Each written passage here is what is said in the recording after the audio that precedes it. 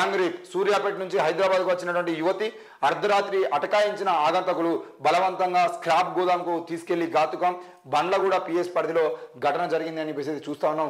మరి సూర్యాపేట నుంచి ఒక అమ్మాయి బతుకుదేరు కోసమా చదువు కోసమా ఏదో ఒక పని మీద హైదరాబాద్కు వచ్చేటువంటి ప్రయత్నం చేస్తే ఆ హైదరాబాద్కు వచ్చినటువంటి అమ్మాయి మీద కన్నేసినటువంటి ఆగంతకులు ఈరోజు ఆ అమ్మాయిని గ్యాంగ్ రేప్ చేసేటువంటి ప్రయత్నం జరిగింది. మరి ఏది ఎట్లా జరిగింది ఏంది అనేది చూద్దాం. యువతిపై ఇద్దరు గుర్తు తెలియని వ్యక్తులు లైంగిక దాడికి పాల్పడిన ఘటన బండ్లగూడ పోలీస్ స్టేషన్ పరిధిలో తీవ్ర కలకలం రేపుతుంది.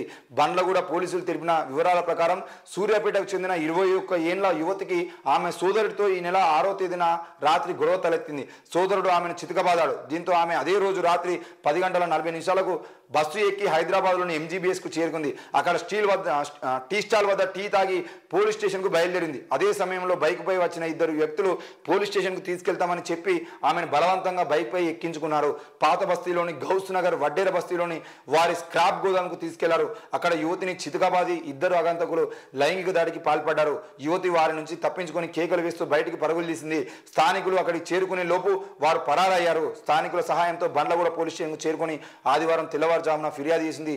బాధితురాలు ఇచ్చిన ఫిర్యాదు మేరకు నిందితులపై ఐపీసీ 366, 376D, 342 రెడ్ విత్ 34 సెక్షన్ల కింద బండ్లగూడ పోలీసులు కేసులు నమోదు చేశారని దర్యాప్తు చేస్తున్నారు. మొత్తానికి అయితే ఏది ఏమైనా కూడా ఆ అమ్మాయి వాళ్ళ అన్నతో సోదరునితోని గొడవపడి ఆ సోదరుడు కుట్టిండు అనే కోపంతో హైదరాబాద్ చేరి హైదరాబాద్లో పోలీస్ స్టేషన్కి వెళ్దామని వెళ్తున్న క్రమంలో ఇద్దరు యువకులు ఆ అమ్మాయిని తీసుకొని బలవంతం చేసిన పరిస్థితి. ఆ అమ్మాయి మీద అర్ధరాత్రి ఆ అమ్మాయిని చితకబాది ఆ అమ్మాయి మీద అత్యాచారం చేసిన పరిస్థితి కూడా కనబడుతోంది. మరి లైంగిక దాడికి పాల్పడిన విషయంలో ఆ అమ్మాయి అప్పటికప్పుడు తీరుకొని కేకలు వేస్తూ బయటికి రావడంతో స్థానికులు వెంటనే అక్కడ చేరుకోవడంతో ఇద్దరు పారిపోయారు. లేదంటే ఈరోజు మరో శివాన్ని కూడా మనం చూసేటువంటి అవకాశం కనబడుతుంది. మరి హైదరాబాద్లో ఏది ఏమైనా చీమ గుట్టినా కూడా మనకు తెలుస్తుంది, చిటికలో తెలుస్తుంది అని చెప్పేసి చెప్పేటువంటి పోలీసులు ఇక్కడ ఉన్న వ్యవస్థ మరి ఇక్కడ కోట్లాది రూపాయలతో నిర్మించినటువంటి భవనాలు ఎవరి కోసం పనిచేస్తున్నాయి? ఈరోజు ఎంజీబీఎస్ నుండి ఒక అమ్మాయిని అంత బలవంతంగా ఒక బైక్ మీద తీసుకుపోయి పాత బస్తీలో ఒక మూలన ఈరోజు ఆమె మీద అత్యాచారం చేసే ప్రయత్నం చేసిరానంటే ఇంకా ఇక్కడ పోలీసు వ్యవస్థ నిఘా వ్యవస్థ తప్పకుండా ఇంకా గొప్పగా పనిచేయాల్సిన అవసరం ఉంది. ఈరోజు అత్యాచారం చేసి అమ్మాయిని చంపేటువంటి ప్రయత్నం చేసిన తర్వాత చంపిన తర్వాత ఆ వ్యక్తిని ఎన్కౌంటర్ చేసి చేతులు దులుపుకునే ప్రయత్నం ఇక్కడ పోలీసులు కూడా చేయడం సరైనది కాదు. మరి ఇట్లాంటి నిఘా వ్యవస్థను పెంచుకోవడానికి ప్రయత్నం చేయాలి. గ్యాంగ్ రేపులకు సంబంధించిన విషయంలో కానీ ఆ కిడ్నాప్లకు సంబంధించిన విషయంలో కానీ ఇప్పటికీ సీసీ కెమెరాల మీద ఆధారపడేటువంటి మనము ఆ సీసీ కెమెరాలను పెంచైనా కూడా ఆ సంఘటనలు జరుగుతున్న విషయాల్లో ఎక్కడెక్కడ ఏం జరుగుతుందని చెప్పేసి ఎప్పటికప్పుడు తెలుసుకునే ప్రయత్నం కూడా చేస్తే బాగుంటుంది.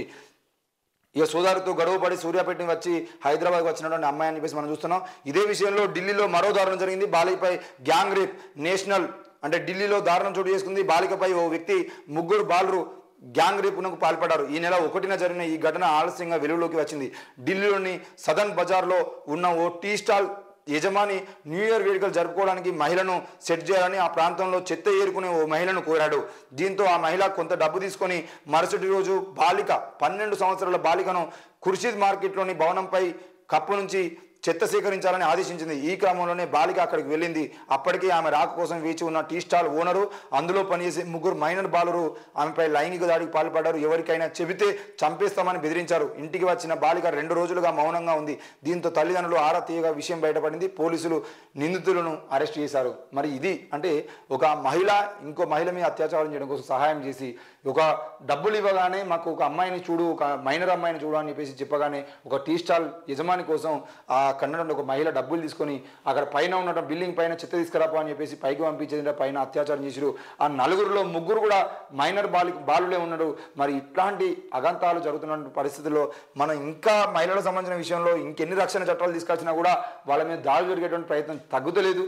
మరి ఈ విషయంలో కఠిన చర్యలు తీసుకుంటేనే పక్కా వాళ్ళ మీద అంటే కఠిన చర్యలు తీసుకున్నప్పుడు వాళ్ళకి భయం ఉండేటువంటి అవకాశాలు ఉంటాయి. కాబట్టి కేవలం ఎన్కౌంటర్లు చేసి చంపేసినంత మాత్రాన అత్యాచారాలు జరగాయా అంటే ఎన్కౌంటర్లు సమస్యకు పరిష్కారం కావు.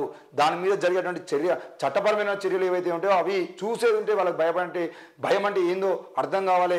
ఒక అత్యాచారం జరిగింది అని అంటే పలానా కులం వాళ్ళ మీద జరుగుతూ ఒక న్యాయం, ఇంకో కులం మీద జరుగుతూ ఇంకో న్యాయం ఉండే విధంగా కాకుండా వీళ్ళు సరైన రీతిలో న్యాయం చేసే ప్రయత్నం చేస్తే తప్పకుండా మార్పు వచ్చేటువంటి అవకాశం ఉంటుంది.